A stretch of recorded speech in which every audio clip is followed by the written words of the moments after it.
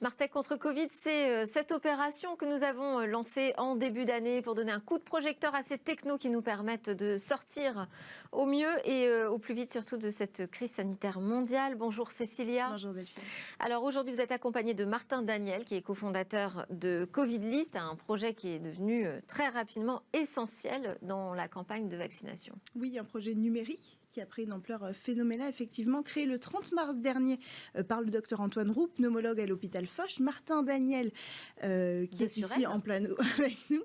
Oui, de Suresnes, exactement. Et Mathieu Ripper, tous deux développeurs web et data scientists. La plateforme Covidlist, elle veut permettre en fait à toutes les doses disponibles d'être utiliser les doses de vaccins contre le Covid. 150 bénévoles, des développeurs informatiques, des communicants, des spécialistes en droit, des spécialistes en gestion et traitement des données, tous sont réunis derrière ce projet pour le faire tourner.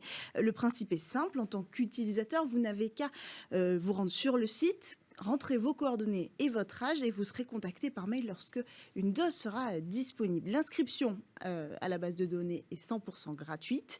Et puis côté professionnel de santé, 2500 points de vaccination au total ont rejoint l'aventure aujourd'hui, vaccinodrome mais aussi pharmacie. Tous les points où on peut aujourd'hui se faire vacciner. Quand il leur reste une dose, ils n'ont qu'à entrer les informations sur la plateforme. Ils peuvent choisir la géolocalisation de distribution, ils peuvent choisir la tranche d'âge à qui ils veulent le distribuer. Tout est au choix des fournisseurs, des personnes qui vont pouvoir vacciner. Alors Martin Daniel, qui est avec nous en plateau, ex-data scientist chez Airbnb, aujourd'hui cofondateur de Covidlist.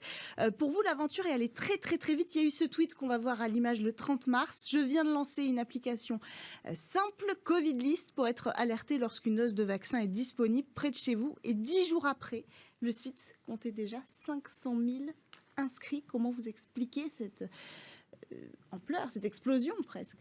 Je pense que une des raisons du succès de Covidlist, c'est simplement qu'on répond à un besoin très simple, qui est celui de vouloir accéder à une dose de vaccin pour pouvoir en finir avec le Covid. Et donc ça se diffuse comme une traînée de poudre, à la fois pour les volontaires à la vaccination et en même temps, de l'autre côté, pour les centres de vaccination qui ont besoin d'avoir une solution très simple, très utile, de terrain, pour notifier bien des volontaires autour d'eux, pour écouler du stock de vaccins. On a tous envie d'en finir. Et donc, voilà, je pense que c'est ça qui explique le succès de notre initiative. Comment vous avez fait pour gérer une telle affluence en seulement du jour? Il a fallu les recevoir, enfin les traiter, toutes ces données de 500 000 personnes. Oui, alors l'histoire est rigolote parce qu'en fait, moi j'ai tweeté ce tweet que vous avez mentionné qui a été vu près de 800 000 fois un soir avant d'aller me coucher à 11h. J'ai une petite fille de 8 mois. Je suis également entrepreneur, donc on a d'autres choses à faire. Mais en fait, face à cet afflux, vous avez deux réactions possibles. Soit vous vous mortifiez et puis vous arrêtez tout.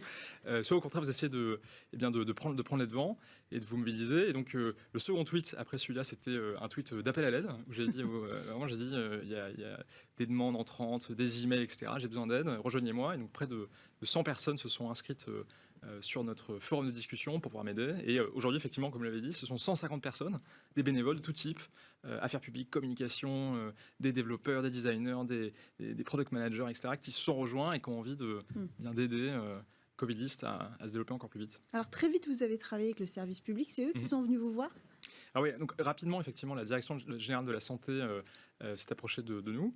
Et puis, on a engagé des discussions quasiment la semaine de la création de Covidlist.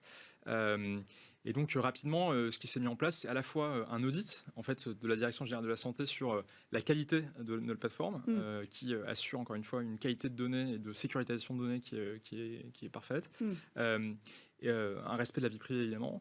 Et puis, ce que ça nous a permis de faire, c'est de communiquer aux agences régionales de santé que cette solution de Covidlist, elle était utile et elle était censée pour les autorités locales. Et donc ça, c'est important parce que, comme vous l'avez précisé, il y a près de 2500 centres de vaccination qui nous utilisent. Et en fait, très rapidement, il faut, dans ce contexte de vaccinal qui est un peu particulier, s'approprier cet outil qui est nouveau. On a une forme d'ovni dans la campagne vaccinale puisqu'on est entièrement bénévole. Et donc voilà, il a fallu rassurer cette autorité. Et puis, autre point, on vient de bien de boucler un tour de financement, qui est un peu à l'image de Covidlist. On va y revenir petit à petit. Petit à petit. Moi, j'avais une question déjà, parce que vous évoquez 2500 points de vaccination. Aujourd'hui, la difficulté de lancer l'outil au démarrage, je comprends que vous ayez besoin d'un petit coup de main. Aujourd'hui, c'est quoi? C'est tout automatisé? Vous avez un outil informatique qui recense automatiquement les nouveaux points de vaccination, les doses qui arrivent? Absolument. Alors, pour un centre de vaccination, pour ça sur Covidlist, c'est extrêmement simple, moins de 5 minutes. Vous rentrez un nom de référent, votre centre. On se connecte même avec la carte ICPS, qui est en fait un identifiant unique des soignants. Donc, pharmacie, cabinets médicaux peuvent vraiment en un clic se connecter à cette plateforme. Et puis ensuite, vous avez une équipe, près de 80 personnes chez nous, s'occupent de contacter ces centres de vaccination pour s'assurer que ce sont de vrais centres de vaccination, pour les aider. Donc tout est vérifié? Tout est vérifié. On fait à la main. À la main. Il vous faut près de 10 minutes par centre de vaccination, parfois plus, pour s'assurer qu'un centre de vaccination en est vraiment un. Et puis les centres de vaccination, il y en a partout en France. Ils peuvent être gérés par des pompiers, ils peuvent être gérés par des autorités complètement différentes. Et donc il faut s'assurer que ces centres de vaccination sont importants. Et je veux juste insister sur les centres de vaccination, ils sont de tout type. Donc on a des vaccinodromes, on a travaillé avec le Stade de France, on a travaillé avec des vaccinobus, des pharmacies, des cabinets médicaux, des centres de vaccination intermédiaires. On a vraiment tous les types de centres de vaccination. Et notre outil permet 50% des centres de vaccination qu'ils utilisent disent gagner 1 heure dans le traitement de leur liste d'attente par jour. Quand vous êtes une petite pharmacie, vous n'avez pas beaucoup de temps pour administrer 2 doses de vaccin, 1 heure, c'est autant de bras piqués en plus que vous pouvez faire. Et voilà. Donc on est toujours dans cette démarche de vouloir accélérer. Et de vaccins sauvés de la poubelle. Et de vaccins sauvés de la poubelle, ou de vaccins que vous pouvez écouler plus vite. Les pharmacies, par exemple, s'ouvrent à la Moderna, au vaccin Moderna en ce moment, et donc ils vont pouvoir écouler beaucoup plus. Jusque-là, les pharmacies avaient uniquement de l'AstraZeneca à écouler, qui ne prenaient pas beaucoup de preneurs. Et donc là, ce qui est intéressant, c'est qu'ils peuvent écouler très vite, et lorsque vous avez un stock de vaccins important qui arrive, vous pouvez tout à fait d'un coup faire une campagne et puis notifier des centaines de volontaires pour écouler ce stock de vaccins. Donc il y a plusieurs raisons qui font qu'un centre de vaccination peut vouloir écouler et utiliser Covidlist. Alors pour revenir sur la structure de Covidlist, vous avez choisi de le faire en open source. Pourquoi? Ça raconte un peu l'histoire aussi, et j'anticipe ma prochaine question, de l'équipe de développeurs que vous avez rameutée derrière Covidlist. Absolument. En fait, dès le départ, il y a effectivement cette volonté de vouloir... donc open source, ça veut dire que notre code est libre. Chacun peut auditer. Donc il y avait une question sur la question de ce qu'on faisait des données qui est importante. Et donc chacun est libre d'accéder sur notre plateforme de code et vraiment auditer ce qu'on fait. Ça, c'est un premier point. Donc c'est vraiment la transparence. Et puis le deuxième point, il y a une quarantaine de développeurs, parmi les meilleurs développeurs au monde, en toute modestie, mais c'est le cas. Vous avez des gens des meilleures plateformes numériques qui travaillent sur Covidlist jour et nuit. Et donc l'open source, ça vous permet de faire ça.